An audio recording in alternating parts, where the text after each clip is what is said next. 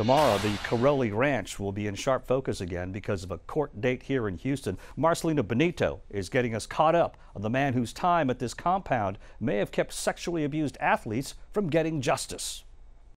Ron, most people know the name Larry Nassar. He's the former disgraced USA Gymnastics doctor, now convicted and sentenced to up to 175 years in prison for molesting gymnasts under the guise of treatment. But most people probably don't know this guy, Steve Penny. He's the former president of USA Gymnastics. Gymnasts say he helped cover up Nassar's crimes, and tomorrow he'll be in court in Walker County. U.S. Marshals arrested Penny in Tennessee almost 2 weeks ago now, after a Texas grand jury indicted him, alleging he tampered with evidence in the investigation of Dr. Nassar.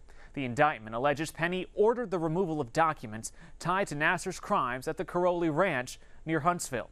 Prosecutors believe Penny acted after learning Texas Rangers and Walker County law enforcement were investigating the ranch.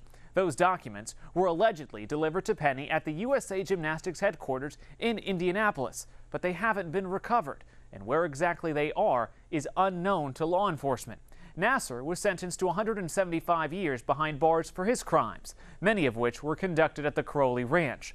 Penny could face up to 10 years if he's convicted. Penny has hired high-profile lawyer Rusty Hardin. Tonight, Hardin tells me Penny is out on bond from his arrest in Tennessee, and tomorrow he will post another bond for these specific charges during his first court appearance, and we'll be there to track all of it for you.